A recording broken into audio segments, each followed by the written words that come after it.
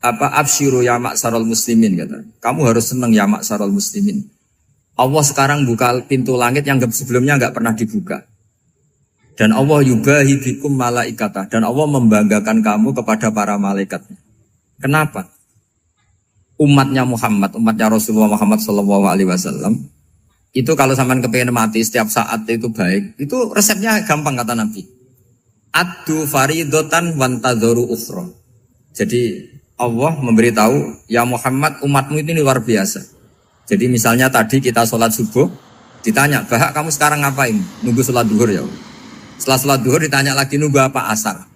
Sehingga faman kanat hijratuhu ila Allah wa rasulih fa hijratuhu ila Allah. Jadi kalau ya sudah ini tak ijazahkan. Kalau setelah sholat subuh nunggu apa? Duhur. Setelah duhur nunggu. Sehingga ketika kita mati itu statusnya penunggu sholat. Tapi kamu kan enggak miskin. Kenapa? Penunggu kaya. Ya itu enggak masuk surga itu. Penunggu kemapanan. Berarti kan menunggu sesuatu yang seleranya nafsu. Beda kalau penunggu sholat. Berarti kamu di dunia menunggu ritual ibadah. Maka di antara ijazahnya Nabi apa? Addu faridotan wantadzoru ukhra. Melakukan satu fardu. Kemudian kita menunggu tugas berikutnya. Jadi niati saja setelah subuh nunggu apa? Duhur. Setelah duhur, meskipun kita di perapatan, apa? Nunggu asar ya. Tapi ya asar betul, jangan nunggu tok pas asar ndak. Jadi sebetulnya umat ini gampang sekali. Jadi di antara kebanggaan Allah, yubahi itu Allah bangga dengan malaikatnya adalah umat ini adalah addu faridotan wantadzoru ukhra, melakukan satu fardu kemudian menunggu fardu yang lain. Dari mengkhidmati kampus, ingin mengkhidmati masyarakat, dari satu masyarakat lokal Semarang menjadi sampai sekarang sampai Banjarmasin, Unisula mau bikin kampus di sana terus gitu. Dari satu tugas ke tugas yang lain. Makanya Islam diajarkan setelah satu tugas selesai, faida faruhtafan sok. Jadi sehingga hidup kita itu dinamis. Dari satu kebaikan menunggu kebaikan lain, dari satu kebaikan menunggu. Sehingga hidup kita ngapain?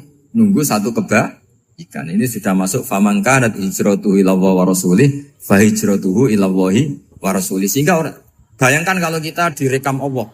Gusti kula ampun mati nak dereng sugih. Wis melarat puluhan tahun, sakit, nunggu sesuatu sing sifatnya nafsu, kepengin sugih.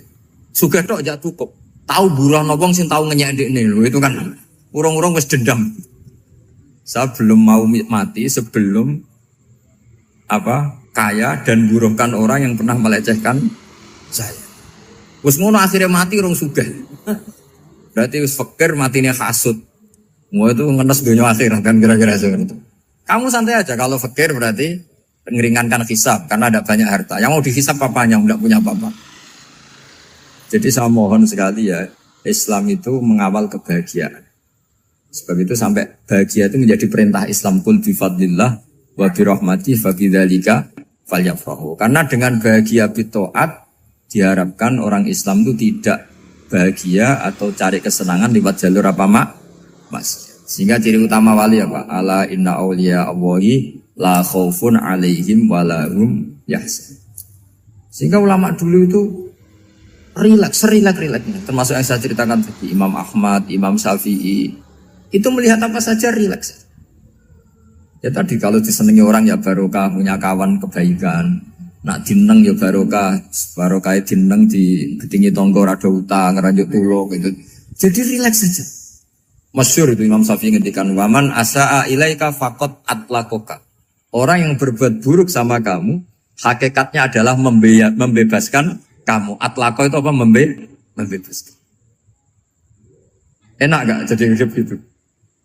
Kalau kamu kan enggak, kok gedeng aku salahku apa? Malah kamu ujub dong, orang kok gak tahu salahnya. Kamu jadi suami, istrinya ngomel, kurang apa saya sebagai suami? Ya kurang banyak, enggak ganteng, enggak kaya, enggak ini. Malah kalau diterangkan malah parah toh.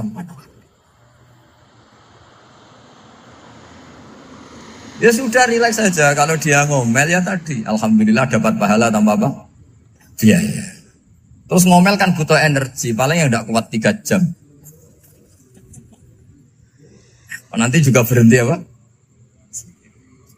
Terus ambil nilai positifnya, misalnya ngomel sama suaminya, bagus lah. Kalau ngomel sama tetangga malah kayak apa gitu aja udah.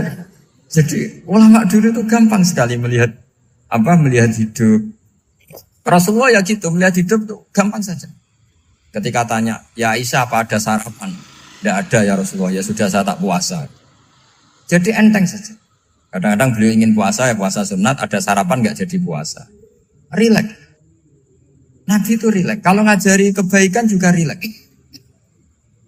Nah sekarang itu banyak orang yang karena mungkin kurang baca. Islam itu kayak jadi aturan yang bengis, yang repot, yang mengekang.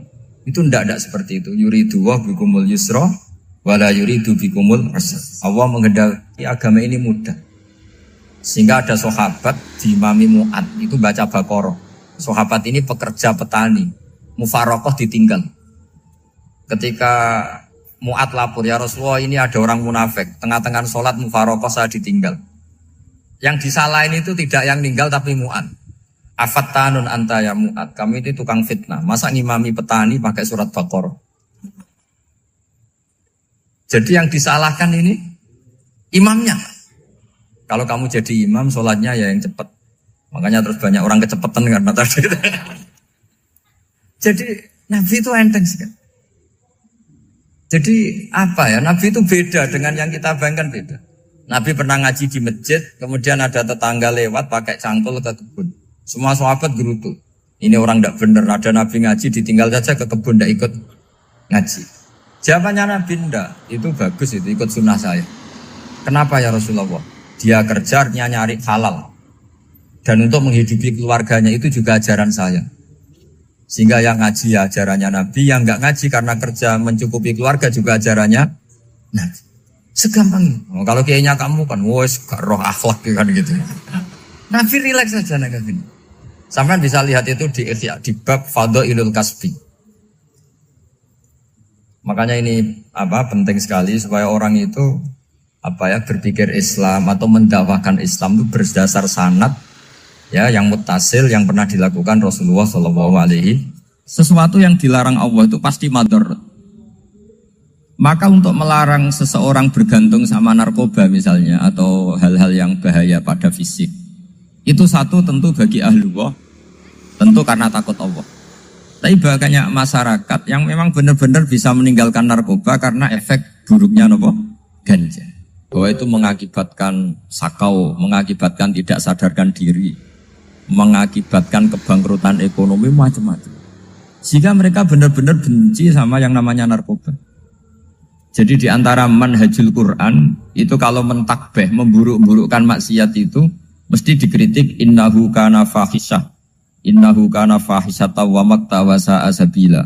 Innahu kana fahisyata wa sa'a sabila. Diulang beberapa kali. Sehingga dibutuhkan kecakapan untuk menganggap satu hal yang buruk itu fahsyah, sesuatu yang enggak rasional, sesuatu yang tidak positif, sesuatu yang pasti berdampak negatif. Sehingga kalau misalnya tadi dibacakan oleh Qori, kuntum khaira ummatin ukhrijat linnasi ta'muruna bil ma'ruf wa tanhauna 'anil munkar. Untuk berhenti dari kemungkaran itu satu takbihun litilkal munkar atau litilkal munkarat, bahwa munkarat itu kita cap, kita stigmasi bahwa itu buruk sekali. Seperti Nabi mengajarkan pemuda tadi, masa kamu suka ibu kamu digitukin lelaki lain, putri kamu, bule kamu, bude kamu, sehingga orang ini pikirannya termindset betapa buruknya zina. Sama seperti kita sukses memindset betapa buruknya narkoba, betapa buruknya bahan-bahan terlarang. Begitu juga seterusnya, terus pengkhianat dan sebagainya.